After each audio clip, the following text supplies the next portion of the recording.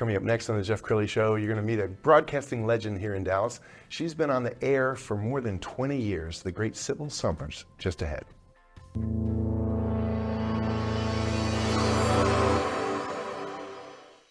Many are predicting that the worst is yet to come, which is unfortunate, said one person here. Until now, they've enjoyed the reputation of being the nation's icebox. Watched a burglar in his home this morning by webcam. As a journalist of over 25 years, stories are what make my world turn. Reporting live from the Dallas newsroom tonight, Jeff Crilley, Fox 4 News. But in 2008, I took the jump from my familiar life and started a PR firm from my home. We're talking about anyone with a camcorder like the one I'm using becomes a television network. We started slowly growing the company, and we now have over 100 clients, and we've branched into the world of live digital broadcasting. I now own 8 different TV studios and have a huge team, and the stories that I now get to share are sometimes the most important of my life. Life has a funny way of coming around full circle. This is the Jeff Crilley Show.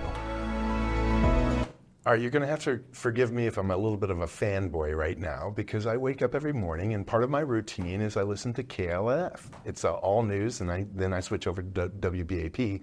But I wake up every morning with Sybil Summers. She is in my studio right now, and I'm thrilled to have you on the show. Thank you so much. Bless you for waking up that early, Jeff, because it is a beast. Well, and when I was doing TV news, I'd do like a minute and a half segment or something like that. You've got 4 hours of reading. That's a long time. Well, we try to use some of the guests, especially the people you send over on the Real News PR newsletter. Thank you. And thankfully, they fill a lot of that time for us. Wow. Okay, I want to start at the very beginning. Okay, when did you know that you wanted to be a broadcaster?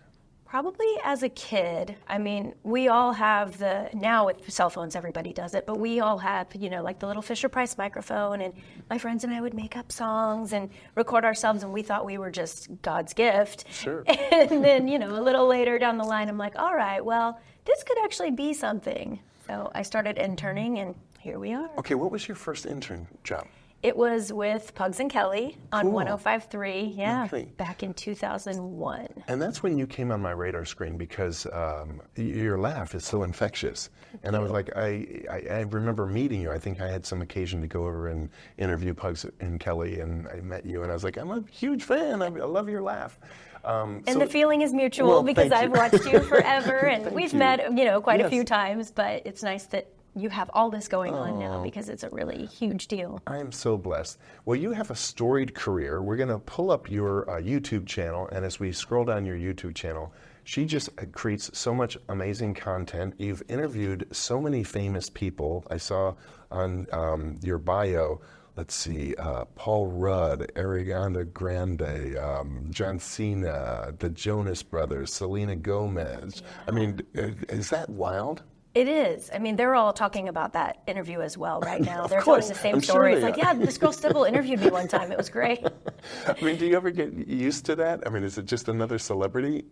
No, it's not another celebrity because there are people who you're really excited, like Paul Rudd. Yes. So excited to get to meet him. Of course. And then there's some people who you've never heard of, but they're doing the press tour. Right. Right. And, hey, we're going to send this guy through. He's got a new movie coming out, and you don't know who it is, but next thing you know, it's John Cena. And you're like, oh, okay. So 10 years later, that name means something. Right. But at the time, you had no clue who he was. You're probably meeting them as they're going up, and then sometimes you're meeting them when they're going down. Good point, yeah. I met Anthony Michael Hall, and we all remember him from Pretty in Pink and 16 Candles. For all you youngsters, he was back in the 80s really big. Heartthrob, yes. Yes. And he came through, earmuffs if you're listening, Anthony Michael Hall, but he was unrecognizable. Really? Yeah, he did not. I mean, he'd grown up, Yes, We saw him as that puny 16-year-old kid. Right. And now he was like a man, and I was just like, who? Is this the same guy? Right, and yes, I know exactly what you're talking about. Yeah, definitely on the other side of the career, though. The beginning was the uphill of the roller coaster, and then this was kind of on the other side of it. And you've done a lot of TV and radio in your career. You've been on several stations here in Dallas. I mean, go ahead and just rattle off some of the stations you worked with. So I started at 105.3 when it was a hot talk station. Okay. We had Howard Stern as our lead-in show. Sure. And then I was there until it turned into sports. And so I did a little sports thing. Don't get confused, though. I don't know anything about sports. if I interview players, it's like, what's the last movie you saw? Who's your favorite person to follow on X? That kind of thing. But it was then I went to music. And music is a completely different animal from talk radio. So I did an alternative station. I did a CHR station, which is kind of like a top 40. I did the smooth, AC, adult contemporary stations, which is more of like what your mom listens to. And then I made my way back into the talk side of things and started doing news, which is very different again. But it's fun to have all these little formats under my belt. And to be able to be resilient and reinvent yourself all the time, I think that has to be very rewarding. Yeah, it's nice because as long as you networking, and as long as you can kind of keep from getting too rusty and keep your contacts and put in the work. Yes. Then if you're willing to listen to what a boss who's in a format you've never been in has to say, and he says, I need you to do it this way, or make sure you don't say that, or if you can be a little bit pliable and not go, well, I've been doing this for 20 years, I don't need your advice. Because you do, he's your boss. Right. So if you can take that direction, then usually you can go to different places. And that may be one of the secrets to your success, is that you're a chameleon. And hey, you want me to be blue? I can be blue. I can be green. And I was like that in TV news. There was often times when they were assigning me to a story that I didn't want to do. But you don't say no. You just figure it out. Keep plugging away. I think the other trick is also just being curious. You have to have. Maybe it's something that doesn't interest you at all. I don't care about mechanics or fixing cars, but if you tell me I'm going to interview a mechanic, I'm going to go do some research and find out, and something is going to pique my curiosity where I go, ooh, I wonder how they do that with everything being on an electronic chip now. How would you, do you still have to get under there and change the oil, or can you just type it up on your computer? So I think that adds something to it if you're just naturally hungry for what's going on. And you're live at 5 a.m., so what time do you have to wake up? About 1:30. Do you really? Yeah. Wow. Because I leave my house around 3:30, 3:40. No, I get there at 3. Sorry. My weekend time is different, so it's sleeping in because I get to sleep in until like 3 instead of 1:30. But it's I leave at 2:45. So that gives me time to get up and. Bless your heart. Do you ever adapt to the hours? I mean, people. When I first met my wife, she was working overnights at Channel 4. Mm-hmm. And, I used to watch her.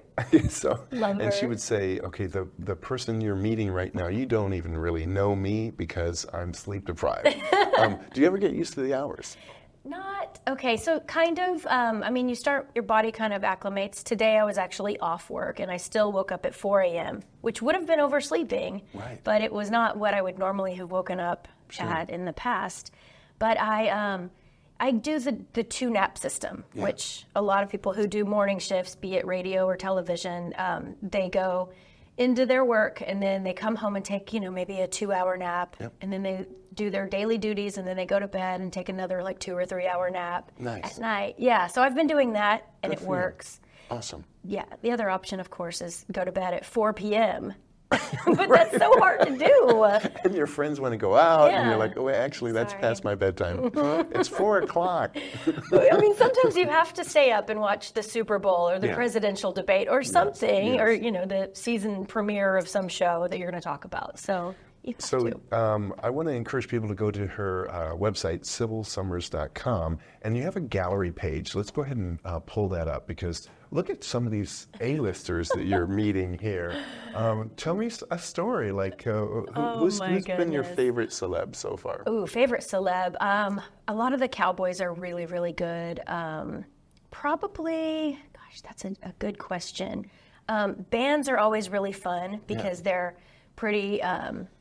they're just kind of chill, and they end up doing things like they are very, like, nothing really phases them. Something can go terribly wrong, or they're late, or we're late, or something's happening, and they're just like, whatever, So bands are always good, and artists usually. But probably my all-time favorite would have to be, it's a good one. Halsey was really good. Nice. I loved her. And then, I'm trying to think of like somebody who's not music just to kind of balance it out.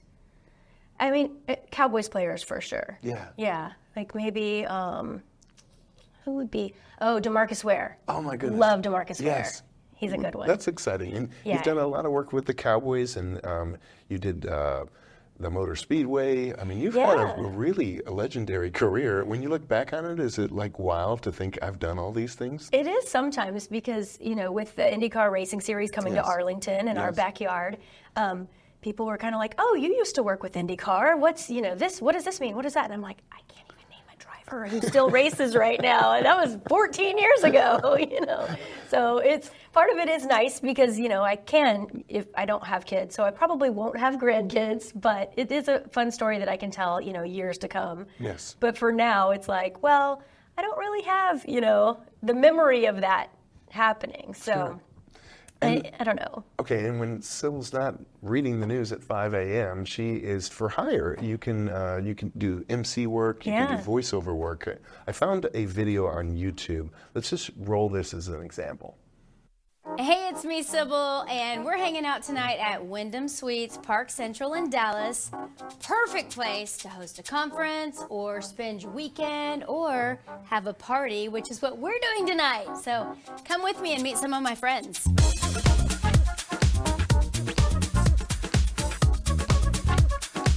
So everybody, welcome to Wyndham Suites, Park Central.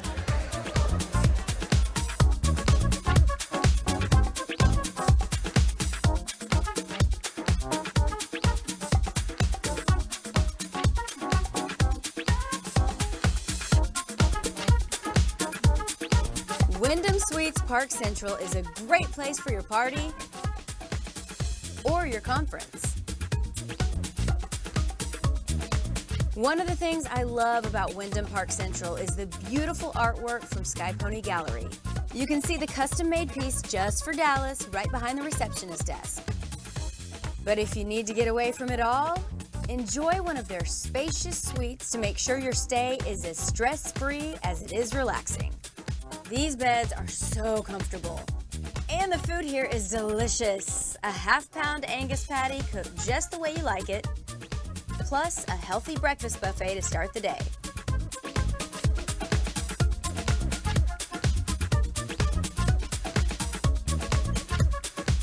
So the next time you're headed to DFW, don't miss out on Wyndham Park Central. It's WyndhamDallasHotel.com.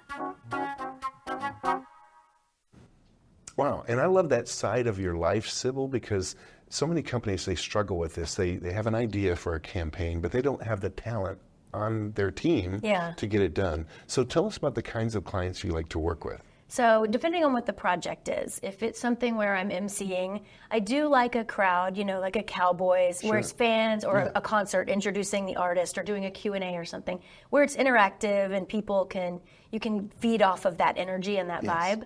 I've done the corporate stuff before, and it's a paycheck, but it's not. If you haven't noticed yet, I don't like to be buttoned up. So if I have to make sure that I fit within this little mold and don't say any cuss words, then it's usually not going to be as good. So that's usually the stuff for emceeing. For voiceovers, I'll do whatever. And then for radio, obviously, it's just. I really love the talk format. That's kind of my passion. And you have a very distinctive voice. Have you ever had somebody say, I know you, just from the sound of your voice? From calling into the pizza place, and they're like, this is a weird question, but are you Sybil from the radio? And I'm like, yeah. That's so cool. It's funny because, you never think about it. And even... Again, I'm going to date myself, but on your old answering machine, when you hear your message, your outgoing message, and you'd go, that's not what my voice sounds like, is it? And then it is what your voice sounds like, but I guess that's what other people hear and recognize. Yes. And I've recognized other radio personalities from their voices, so I think that's just me getting that into the stick. It was my turn. I love it. I love it. Okay, so in the final 2 minutes, I want you to look into that camera on the left, talk to the young boy or young girl who is the next Sybil Summers is dreaming of a career in broadcasting. What do you want to say to that young person? I would say, don't do it. Get out now. There's still time. Save yourself. Yeah. No, I would say make sure that you're a yes person, not, doing things that you're uncomfortable with. But if somebody says, hey, I've got this event, it doesn't pay, but you can network, or you might be able to learn some new production skills that you don't have, say yes, do it. Do everything you possibly can to get out there and get the experience, because that's ultimately what you need. And then I would also just say to have fun and be as much of yourself as you possibly can. You are going to have to be, like I was talking about, in that little mold sometimes for different events, but I would make sure that you can still let your personality shine through. Wow, what a great way to end this segment. We're also going to leave you with her website, which is sybilsummers.com, the great Sybil Summers. Thanks for coming on the show. Thank you, Jeff. You bet. That's it for now. We'll see you next time.